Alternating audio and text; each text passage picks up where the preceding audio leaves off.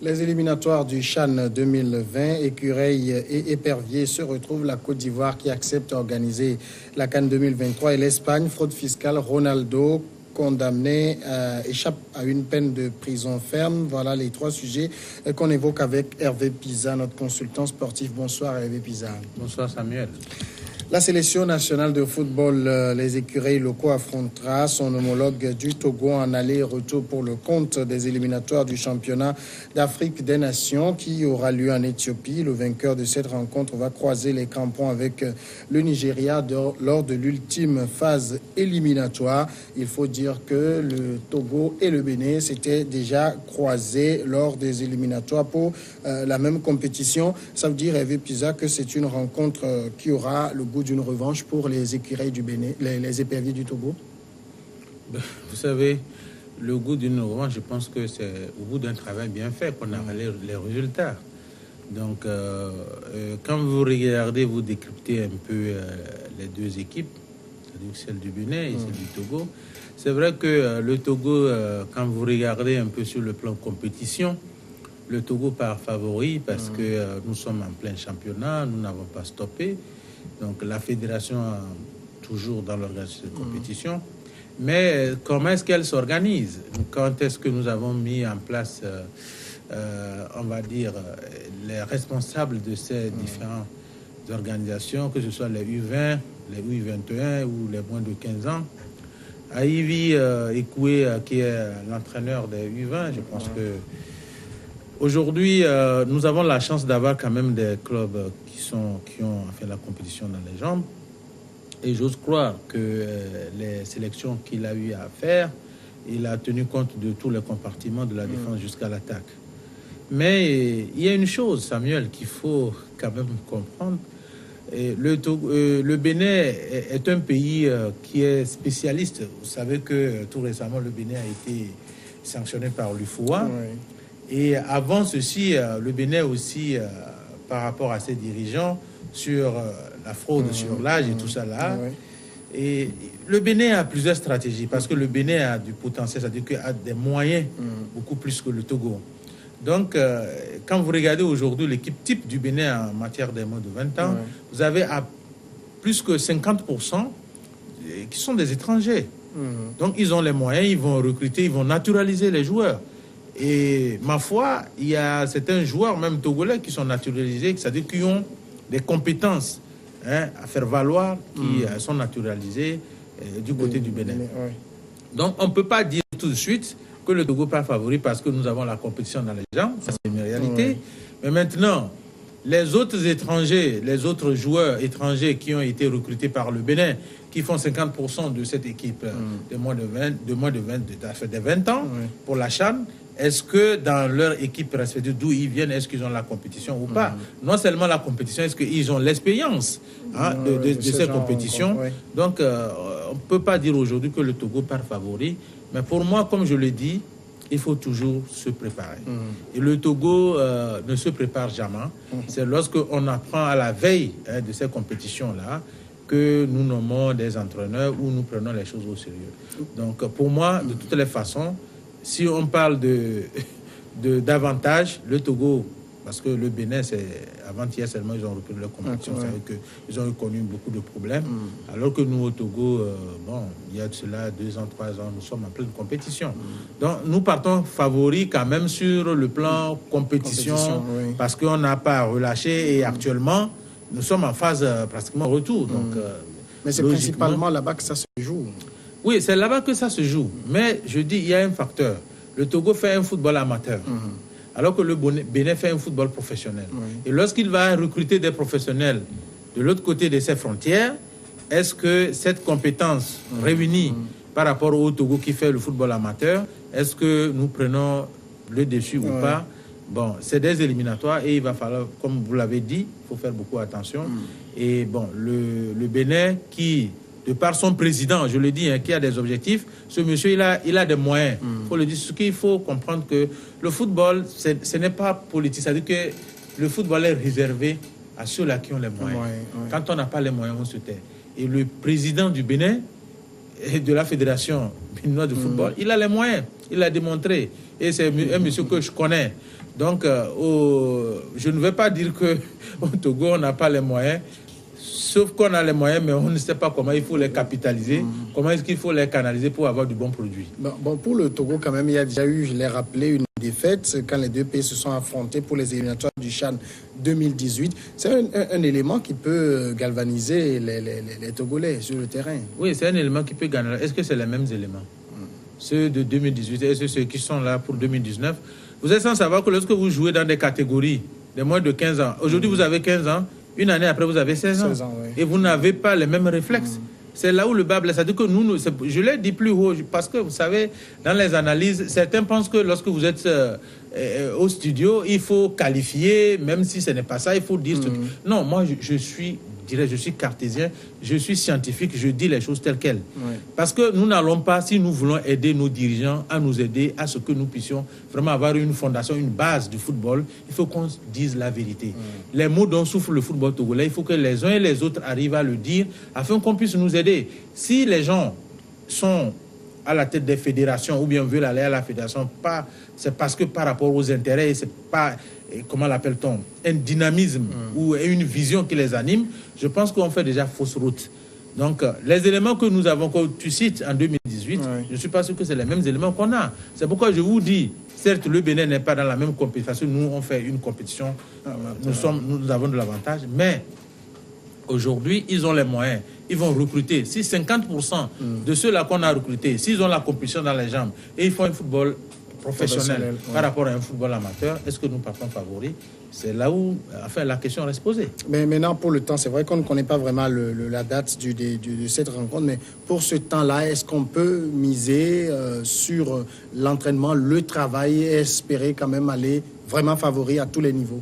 Mais de toutes les façons, le travail aussi, il faut réunir toutes les conditions. Les joueurs, est-ce que... Vous savez, des fois, nous allons regarder, assister, quand on dit que l'équipe nationale, même à l'entraînement, ils sont mis ouverts. Allez-y voir ce qu'ils mangent, ce qu'ils boivent et tout ça là. Donc, un joueur, c'est qu'il faut que tout soit au complet. Est-ce que vous voyez? Si au Togo, on vous donne des piouata, parce que même dans le championnat, je l'avais dénoncé ici sur ce plateau, de voir certains clubs dignes de ce nom-là, voir les joueurs, ça dit que nous sommes surbookés, et puis nous prenons des piouata que nous laissons sur le terrain, mais alors qu'il faut utiliser, vous savez, Vital, aujourd'hui vous êtes New World TV, mais voilà, vous êtes sponsorisé, c'est un exemple que nous sommes en train de donner.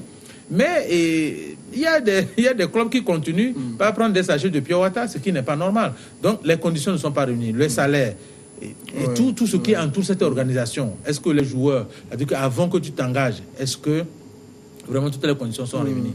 Dans cette compétition, si un joueur venait à se briser la hanche ou bien se casser le pied, est-ce que il y a une structure au niveau de la fédération, au niveau de l'État, qui va prendre en charge? Vous-même, vous voyez, Neymar, il est blessé et pour 2 mois et demi, mais les soins qui sont autour de lui, c'est très efficace. Bon, c'est ça, vous voyez. Donc, le Bénin, je sais que sur le plan moyen, le Bénin dispose des moyens beaucoup plus que la fédération togolaise de football. Ça, il ne faut pas le cacher. L'État togolais fait des efforts pour pouvoir apporter un plus à notre fédération. Mais ceux qui sont au niveau de la fédération, je sais qu'il y a des hommes d'affaires, il y a des privés qui ont les moyens, mais avoir des moyens et les sortir pour y mettre, je félicite certains parce que je sais qu'il y a certains parmi eux qui tiennent les clubs. Et je le dis toujours, ceux qui tiennent les clubs et qui ont les moyens, je préfère qu'ils constituent les clubs comme des entreprises pour y vendre et retrouver l'argent au lieu qu'ils se retrouvent à la fédération pour dire que non, je suis à la fédération. Parce qu'au niveau de la fédération, c'est des matières grises qui doivent se retrouver à la fédération, des techniciens, des gens qui connaissent comment est-ce qu'il faut faire en sorte que les clubs puissent en sortir. C'est ça le problème. Mais aujourd'hui, les gens visent l'honneur, comment l'appelle-t-on, l'argent de la FIFA et tout ça pour se retrouver à la fédération. Et ce qui fait que nous sommes toujours dans le trou. Nous sommes 6 pieds sous terre. Est-ce que vous voyez ça mieux? Donc, pour moi, sur le plan favori, compétition, oui, le Togo part favori. Mais sur le plan moyen, est-ce que le Togo dépasse le Bénin? Bon, that is the question. On verra. On parle maintenant de la Côte d'Ivoire. Les autorités ivoiriennes ont changé d'avis et accepté d'organiser la Coupe d'Afrique des Nations en 2023 et non plus en 2021 comme prévu auparavant. Abidjan approuve un glissement de calendrier après le retrait de l'édition 2019 au Cameroun. La Fédération ivoirienne de football va retiré son recours déposé devant le tribunal arbitral du sport qu'elle avait saisi en décembre pour contester le glissement de date choisi par la Confédération. Ça veut dire déjà que si la CAF a réussi à amener la Côte d'Ivoire a accepté ce glissement, il faut mettre ça à l'actif de Ahmad Ahmad. Il a fait une bonne diplomatie. Quelle diplomatie? C'est un partenariat gagnant-gagnant. Samuel, il ne faut pas se leurrer parce que je vous ai toujours dit ici que Ahmad, c'est vrai, il fera après tout un bilan à la tête de la Confédération africaine de football. Mais en ce moment-là, on va voir s'il a laissé des éléphants blancs ou pas. Parce que quoi qu'on dise, vous voyez, la Côte d'Ivoire est censée organiser la CAN 2021. Et la Côte d'Ivoire est prête. Et avant d'attribuer, je l'ai dit, avant d'attribuer une pareille organisation à un pays, c'est que vous avez visité, vous avez fait des missions, et vous vous dites que non, dans un an, même si vous vous dites dans un an, il faut organiser cette compétition-là, c'est que le pays est prêt. Et nous connaissons la Côte d'Ivoire. Quoi qu'on dise, on ne peut pas comparer la Côte d'Ivoire au Cameroun. Je l'ai dit, jusqu'en 2013, où j'étais au Cameroun, il n'y avait que le stade Aïdjo et les Coutons Sport de Garoua qui avaient encore des stades gazonnés. Le reste, c'est dessus de jetons rouges. C'est aujourd'hui que le Cameroun est en train de faire des efforts par rapport à cette CAN 2019, que vraiment ils ont mis le paquet pour pouvoir disposer des stades gazonnés. Mais la Côte d'Ivoire, par contre, en a depuis, plus que le Cameroun. Donc, moi, je vais dire que c'est un deal que la CAF a fait avec la Côte d'Ivoire. Et le deal, là, c'est-à-dire que l'incident que ça doit produire sur la Côte d'Ivoire en 2021, cette marge-là, peut-être qu'on va concéder ça à la Côte d'Ivoire pour lui permettre de mieux organiser. Parce que si je dis qu'on m'a attribué un marché pour l'exécuter en 2021, et qu'après on me dit non, il faut glisser pour aller en 2023, mais ce que je dois demander une contrepartie. Et parce qu'on savait très bien que le Cameroun, qu'on dit c'était un pays vierge, sur le plan sécuritaire, c'était pas réuni pour pouvoir jouer les CAN. Donc, mais on l'a attribué. Et jusque-là, à 5 mois de cette compétition, 6 mois de cette compétition, on nous a dit, Ahmad était là-bas avec ses compatriotes. Je vous ai dit, ils étaient à Hilton. Ils ont dit non, ils ont rencontré le chef de l'État hier. Ils ont dit non, tout est fin prêt. Et que c'était les Camerounais qui parlaient mal de leur pays. Mais patatras, quelques 2 mois après, ils sont retrouvés à Accra pour dire non, ils retirent cette canne-là au Cameroun. Mais franchement, j'ai dit, mais ici, il faut qu'il y ait des... comment l'appelle-t-on? On va dire, des organisations au niveau, des commissions au niveau de la CAF qui doivent s'auto-saisir pour interroger le comité exécutif de la CAF. Il faut l'interroger. Parce que c'est tellement grave que, bon, aujourd'hui, bon, voilà, on nous dit, il est parti voir Ouattara, il dit que la Côte d'Ivoire a accepté. C'est pas la Côte d'Ivoire qui a accepté, c'est la CAN qui a joué la diplomatie pour pouvoir laisser, enfin, comment on va dire, l'incident, la différence que ça doit créer. Au lieu de 2021, vous partez en 2023. Bon, ok, nous allons voir comment est-ce que on va vous prioriser sur certaines choses. C'est de la diplomatie. C'est de la diplomatie. Il faut diplomatie parce que, vous savez, comment l'appelle-t-on, la CAF, comme la FIFA, c'est comme un pays. Est-ce que vous voyez, tout se discute, tout se négocie. Donc, moi, je suis quand même... comment l'appelle-t-on? Je suis quand même content pour la Côte d'Ivoire qui a pu accepter. Et ils ont vécu une expérience. Là, ça permettra aussi au Cameroun, par rapport au fait que les stades ne sont pas achevés, nous sommes en 2019, jusqu'en 2021, tout sera quand même fin prêt, stabiliser bien, revoir correctement les pelouses et les hôtels, et comment l'appelle-t-on, le circuit, enfin les routes et quand ça, la sécurité. J'espère que jusque-là, on aura quand même éradiqué beaucoup les histoires de Boko Haram, parce que sur le plan sécuritaire, le Cameroun reste quand même un tampon, il faut le dire. Donc, vous pouvez avoir quand même de beaux stades, mais si vous n'avez pas la sécurité, c'est quand même grave pour les joueurs, parce que ce qu'on a vu, nous avons vécu ça le Togo par rapport à Cabinda, donc c'est un événement douloureux, nous sommes en train de l'appeler, mais je pense que je prie Dieu que jusqu'en 2021, le Cameroun quand même puisse éradiquer ce fléau-là. Ça ne va pas totalement finir, mais enfin, au niveau, on a 30 jours calendaire pour pouvoir organiser les CAN. Donc, je pense qu'il y aura quand même un dispositif militaire, sécuritaire pour pouvoir assurer la sécurité des joueurs et des officiels qui prendront part à cette fête continentale. Mais ces genres de choses qu'on voit généralement au niveau de la CAF, surtout parce que c'est un peu rare en ce qui concerne le mondial, on attribue, après on vient, on dit le pays n'est pas prêt, et il y a glissement de calendrier. C'est pas la première fois que ça arrive. C'est pas la première fois. Et j'ai dit que c'est pas normal parce que quand vous prenez la FIFA n'a jamais patiné comme la CAF ni nos fédérations. Vous voyez, même ici, nos fédérations, on parle de football, de Détroit, machin. Après, bon, ça devient autre chose. C'est parce que vous n'êtes pas informés. Donc, je pense qu'il faut que la CAF, il faut interpeller la CAF parce que c'est l'instance fêtière au niveau du football africain. Il faut aussi, il siège au niveau du comité de la FIFA. Il faut prendre l'exemple sur les organisations de la FIFA. Et désormais, je pense que l'exemple du Cameroun aujourd'hui va permettre à Ahmad et son équipe de voir plus loin, d'avoir une vision. Parce que je sais que c'est un président, il y a une vision. Oui. Une vision à côté, mais il faut disposer des moyens. Et il faut les améliorer. Vous savez, les job attribution, c'est difficile de les exécuter à 100%.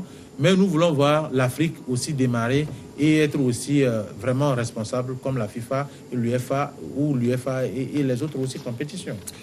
On va parler maintenant de l'Espagne, l'affaire de fraude fiscale. En 2017, Cristiano Ronaldo avait été poursuivi pour fraude fiscale par le fisc espagnol. Aujourd'hui, Cristiano Ronaldo a reçu le verdict de son procès, accompagné de sa chérie Georgina Rodriguez. Le footballeur s'est ainsi rendu au tribunal où il a écopé d'une amende de plusieurs millions d'euros et d'une peine de prison qu'il n'est pas obligé de réaliser. L'amende s'élève à 18,8 millions d'euros. Et en plus de cette amende, l'athlète a également écopé d'une peine de 23 mois de prison qu'il n'aura pas purgé. En effet, même si le père de famille a été condamné à la prison ferme, il n'est pas forcé donc d'aller derrière les barreaux. Hervé Pisa, c'est un petit arrangement entre... Comment dire, parce que c'est une star, on ne donne pas 24 mois, parce que si c'est 24, là, il a atterri en prison. On fait 23, puisque la loi espagnole permet, quand on a moins de 2 ans de peine, on ne va pas en prison. Oui, mais Samuel, vous savez, ainsi va le football. Je vous ai dit, le football, c'est fait de faux et tout ça. Tu as tout dit. Bon, l'Espagne voulait un peu soutirer de l'argent à Cristiano Ronaldo. Ce n'est pas lui seul. Quand vous regardez c'est-à-dire que... Même Messi, il y a beaucoup de ces stars-là, ils ne déclarent pas tout. L'argent, la manière dont ça circule. Quand on dit il y a transfert, même vous écoutez les salaires des joueurs, c'est vraiment faramineux. C'est tellement colossal et que vous pensez que... ils ne sont pas des idiots pour aller déclarer tout. À côté des fils, c'est l'homme qui fait les lois. Il faut qu'on se dise la vérité. Les Blancs, c'est vrai, nous parlons de corruption ici. Ce terme-là, ça sort souvent. On parle de, comment l'appelle-t-on, de détournement et tout ça. Mais les Blancs, ils ont d'autres stratégies. Et puis, vous savez, il faut aussi que je vous dise, il y a un élément. Le départ de Cristiano Ronaldo de la Maison-Blanche n'a pas vraiment plu aux Espagnols. Et bon, les dirigeants, vous savez, au sommet du football, c'est l'État, parce que le football aussi fait rentrer beaucoup d'argent pour l'État. Donc, c'est des arrangements, tout simplement, comme vous l'avez dit. On veut soutirer un peu d'argent à Cristiano Ronaldo. Cristiano Ronaldo, c'est effectivement la plaidé coupable parce qu'il sait qu'il n'a pas fait certaines déclarations. Bon, ok, je suis prêt à payer de l'argent contre aller en prison. Bon, ça dit que le tour est joué, quoi. Mais est-ce que c'est sa faute? Parce que Cristiano Ronaldo, vous l'avez dit, il brasse des millions d'euros.